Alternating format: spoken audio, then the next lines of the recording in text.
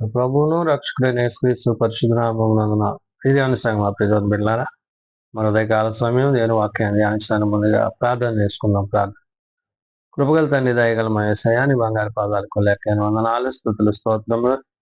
గతించిన రాత్రి అంతా నీ రెక్కల చాటును గడిచి కాపాడి సంరక్షించిన మన ఉదయకాల సమయం సజ్జల లెక్కను చేరి ప్రార్థించనగా వాక్యమైన దేవుడు వాక్యం ద్వారా నాతో మాతో మాట్లాడి మీరే మహిమ గంట ప్రభావాలు పొందమని యేసునామమున అడుగుచున్నాం తండ్రి. ఆమె ప్రియదేవుని సంఘం ప్రియదేవుని బిడ్డల నిర్దములకు ఏర్పాటు చేయండి. నేను వాక్య భాగము త్రిత్వము తరువాతి 9వ ఆదివారం కొరకు ఏర్పాటు చేయబడిన సువార్త వాక్య భాగము లూకా సువార్త 16వ అధ్యాయము 1 నుంచి 9 వచనం ధ్యానం చేసుకుందాము. త్రిత్వము తరువాతి 9వ ఆదివారం కొరకు ఏర్పాటు చేయబడిన సువార్త వాక్య భాగము లూకా సువార్త 16వ అధ్యాయము 1 నుంచి 9 వచనములో ఈ విధంగా రాయబడినవి. మరియు ఆయన తన శిష్యులతో ఇట్లనెను, ఒక ధనవంతుని యొద్ద ఒక గృహ నిర్వాహకుడు ఉండెను. వాడు అతని ఆస్తి పాడు చేయుచున్నాడని అతని యొద్ద వాని మీద నేరము మోపబడగా.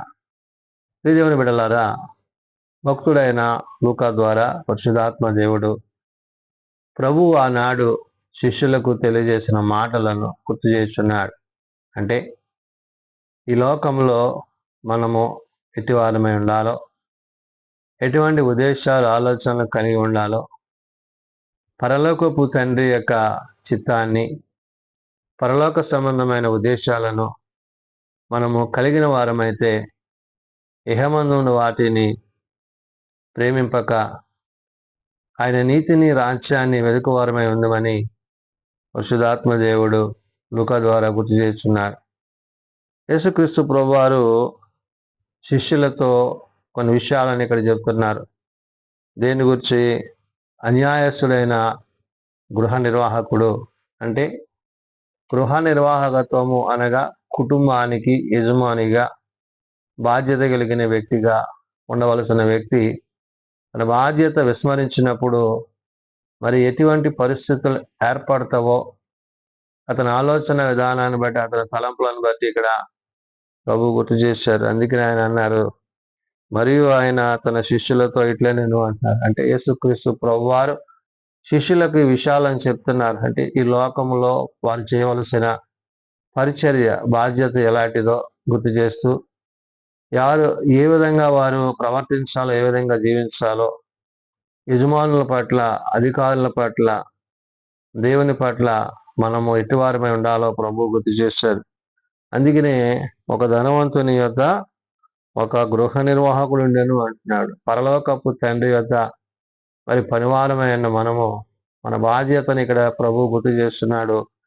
వాడు అతని ఆస్తి పాడు చేయుచున్నాడని అతని యొద్ద వాని మీద నేరము మోపబడెను అన్నాడు. అంటే తండ్రి యొక్క బాధ్యతను విస్మరించి తండ్రి చెయ్యమన్న పనిని కాక మనము మన ఆలోచనల చేత మనం జీవించినప్పుడు, ప్రవర్తించినప్పుడు మనము దేవుని దృష్టి నుండి, ఆయన ఉద్దేశాల నుండి మరి తోలివేయబడతాము.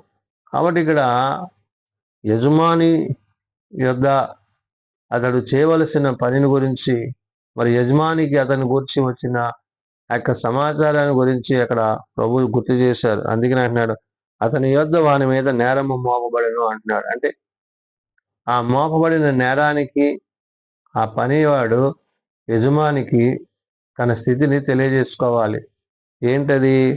అతడు వాని పిలిపించి, నిన్ను గూర్చి నేను వినుచున్న ఈ మాట ఏమిటి? నీ గృహ నిర్వాహకపు లెక్క అప్పగించము.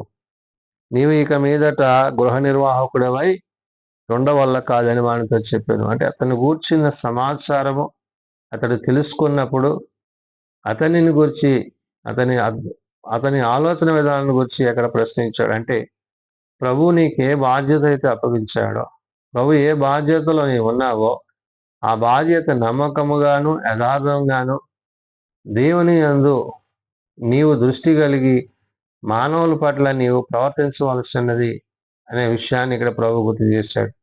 అయితే తన ప్రవర్తన సరైనది కాదు అనే విషయాన్ని ఇక్కడ ప్రభు తన యొద్దకు వచ్చిన సమాచారాన్ని బట్టి అతను ప్రశ్నించినప్పుడు అతడు చేసిన దానికి, అంటే తాను ఏదైతే తన యజమానికి అన్యాయం చేశాడని తన యజమాని గుర్తించాడని తాను తెలుసుకున్నాడో, ఆ సందర్భంలో ఆ గృహ నిర్వాహకుడు తనలో తాను, నా యజమానుడు ఈ గృహ నిర్వాహకత్వపు పనిలో నుండి నన్ను తీసివేయును గనుక నేను ఏమి చేతును అన్నాడు. అంటే అతడు చేసిన అన్యాయానికి, అక్రమానికి ఇప్పుడు తను ఏం చేయబడుతున్నాడంట, ఆ యొక్క అధికారాన్ని, ఆ బాధ్యతను అతడు కోల్పోతాడు అనే విషయాన్ని ఎరిగి ఆ పనివాడు ఏం చేస్తున్నాడు, త్వరగా, అంటే తన యొక్క ఆలోచనలు ఎలాగున్నాయంటే తను చేసిన తప్పుని ఒప్పుకొనక దాన్ని కప్పిపెట్టి తన స్వనీతిని ఆధారం చేసుకుంటున్నాడు. అందుకనే ఆ నిర్వాహకుడు తనలో తాను అంటే తన హృదయాన్ని, తన ఆలోచనను ఏం చేస్తున్నాడంటే తన వ్యక్తిగతమైన ఉద్దేశాలకు నడిపిస్తున్నాడు తప్ప తను చేసిన తప్పుని సరి చేసుకోలేదు. సరిగదా యజమాని పట్ల ప్రవర్తించవలసిన ప్రవర్తన సరి చేసుకోలేని పరిస్థితి. అందుకని ఇక్కడ ఇవ్వబడిన మాట, నా యజమానుడు ఈ గృహ నిర్వాహకత్వ పని నుండి నన్ను తీసివేయును గనుక నేను ఏమి చేస్తున్నాను అంటే, ఇప్పుడు యజమానికి తెలిసింది కాబట్టి, యజమాని నన్ను ఇక్కడి నుంచి పంపివేస్తాడే కాబట్టి ఇప్పుడు నేను ఏం చెయ్యాలా అనే మాటనంటూ, త్రవ్వలేను, భిక్షమెత్త సిగ్గుపడుచున్నాను అంటే తనున్న స్థితిలో ఇప్పుడు తాను ఆ స్థితిని కోల్పోతే ఏ విధంగా బ్రతకగలను, ఏ విధంగా జీవించగలను, అంటే దానిని ఏ విధంగా కాపాడుకోవాలని ఒక తలంపు అతడు కలిగి ఉన్నాడనే విషయాన్ని ప్రభు గుర్తు చేశాడు. అందుకు నన్ను ఈ గృహ నిర్వాహకత్వపు పని నుండి తొలగించినప్పుడు వారు నన్ను తమ ఇళ్లలో చేర్చుకొనున్నట్లు ఏమి చేయవలనో నాకు తెలియనని కొని అంటాడు. అంటే ఏంటి, ఇప్పుడు యజమాని నన్ను తీసేస్తే నేను ఏ విధంగా బ్రతకాలో, ఏ విధంగా జీవించాలో అనే ఆలోచనకు వచ్చి ఎవరెవరికైతే తాను తనకి ఇవ్వబడిన అధికారాన్ని బట్టి వారికి సహాయం చేశాడో వారందరినీ జ్ఞాపకం చేసుకుంటున్నాడు. ఏమని, తన యజమానిని వనస్తులను ఒక్కొక్కరిని పిలిపించి, నీవు నా యజమానికి ఎంత అచ్చి ఉన్నావని మొదటి వాణిని అడిగాను. అంటే మరి యజమానికి తనకు అప్పచెప్పిన బాధ్యత తను నిర్వర్తిస్తూ అన్యాయం చేస్తున్నాడని తెలిసినప్పుడు, యజమాని తను తీసేస్తాడని తెలిసినప్పుడు, మరి ఏదైతే మరి ప్రజల యొద్ద, జనుల యొద్ద ఉందో దాని విషయంలో వాడిని పిలిపించి అడుగుతున్నాడు.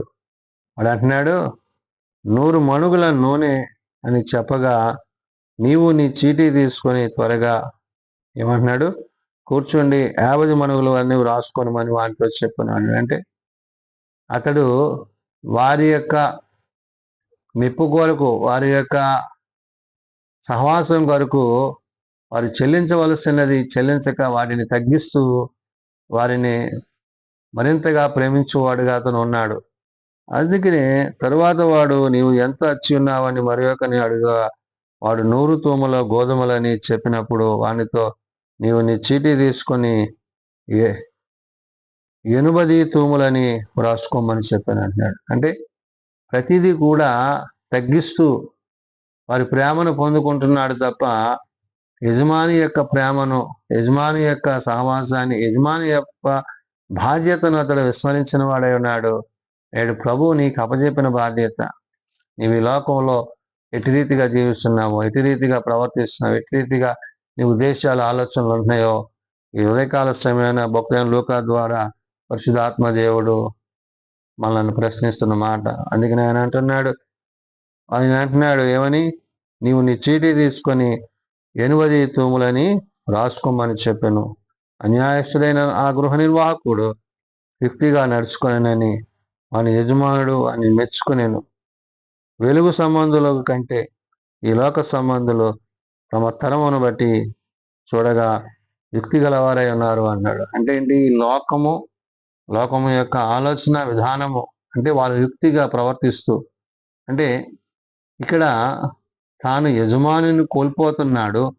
ఆ యజమానుని కోల్పోయినప్పుడు తాను ఏ విధంగా బ్రతకాలని ఉద్దేశించి మరి ఎవరికైతే అచ్చి ఉన్నాడో వారందరి దగ్గర వారి మెప్పు కోరుకుగా మరి వారు చెల్లించవలసిన తగ్గిస్తూ అతడు వారి యొక్క ప్రేమను పొందుకుంటున్నాడు. ఇది గమనించిన యజమాని ఏమంటున్నాడు, అన్యాయస్తుడైన గృహ నిర్వాహకుడు యుక్తిగా నడుచుకునేనని మన యజమానుడు వాడిని మెచ్చుకునేనట. అంటే అంటే తను నష్టపోతూ తనకి కలిగిన నష్టాన్ని పూర్తి చేసుకుంటున్నాడు తప్ప అతని ప్రవర్తన బట్టి అతన్ని బట్టి యజమానుడు అంటున్నాడు ఏమని, యుక్తిగా నడుచుకుని వాని యజమానుడు వాడిని మెచ్చుకొనెను.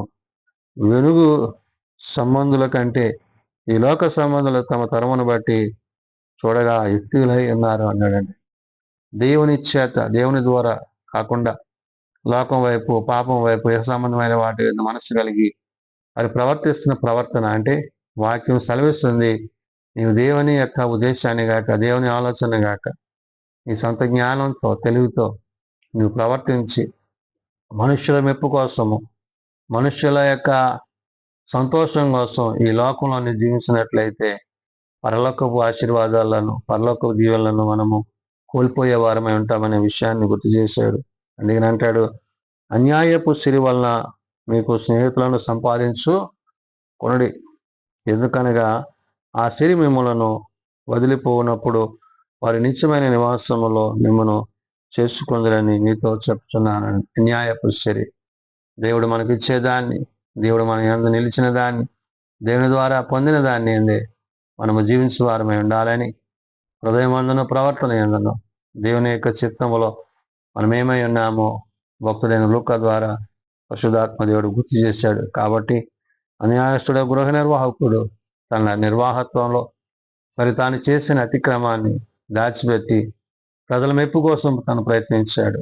కానీ నేడు నీవు నేను కూడా దేవుడు నీకు ఇచ్చిన ఆశీర్వాదాన్ని, దీవెనను ఒకవేళ అట్టి రీతిగా పాడు చేసుకుంటూ దేవుని యొక్క మెప్పును పొందక మానవుల మెప్పు కోసం, లోకం మెప్పు కోసం, లోకంలో జీవించడం కోసం ఒకవేళ మనం బ్రతుకుతున్నట్లయితే ఆ విధంగా ఉండకూడదని మనము దేవుని వాక్యమును అనుసరించి, చిత్తమును అనుసరించి, ఆయన ఉద్దేశమును అనుసరించి ఆయన రాజ్యమందు సదాకాలము జీవించే వారము ఉండాలని పరిశుద్ధాత్మ దేవుడు తెలియజేసిన మాటలు ప్రార్థన చేసుకుందాం.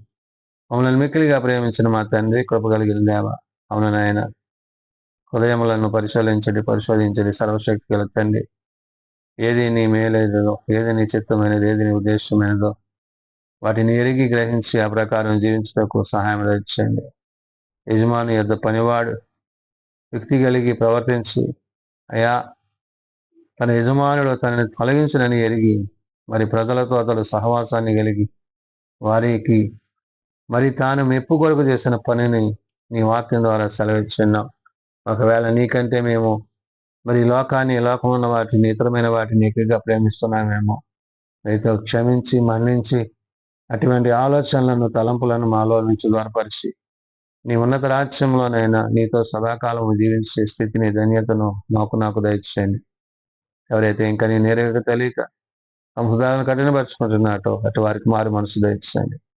ప్రభువా, నీ మమ్మల్ని ప్రేమించి మా పాపముల నుంచి, మా శాపములను తొలగించి మాకు రక్షణనిచ్చి నిత్య జీవాన్ని ఇచ్చిన్నారు. కాబట్టి నేను ఇంత గొప్ప రక్షణ నిర్లక్ష్యం చేయక నీ నీతిని అనుసరించి, నీ సత్యమును అనుసరించి, నీ యథార్థత కలిగి సత్యమును అనుసరించి నీ వాక్యమునందు నిలిచుటకు సహాయం ఇచ్చాను. చిన్నబిడ్డలు, యవనులు, పెద్దలు, వృద్ధులు ప్రతి వారిని తరగతులు చొప్పున ఆశీర్వదించి దీవించి నేడు సభాతి పరిచయంలో నీ సన్నిధిలో నీ వాక్యం చేత, నీ ఆత్మ చేత బలపరచబడి, భద్రపరచబడి నీ కృప కొనసాగుడు కట్టి కృప దయచేయమని యేసునామం నడుచున్నాం తండ్రి, ఆమేన్. పరలోకమందున మా తండ్రి, నీ నామం పరిశుద్ధపరచబడిగాక, నీ రాజ్యం వచ్చుగాక, నీ చిత్తం పరలోకమందు నెరవేర్చినట్లు భూమి మీద నెరవేరుగాక. మౌన దినాలు మాకు దయచి మళ్ళీ అపరాధం చేసిన వాడిని మేము క్షమించిన ప్రకారం మా అపరాధం క్షమించు, శోధనలో తేకాచులను తప్పించి రాజ్యము, శక్తి, మహిమ నిరంతరము నీవే తండ్రి, ఆమేన్. మన పరమ తండ్రి దేవుని ప్రేమ, ప్రభువైన యేసుక్రీస్తు కృప, ఆదరణకర్త అయిన పరిశుద్ధాత్మ సహాయము సదా తోడేండి సంరక్షించునుగాక. ఆమేన్.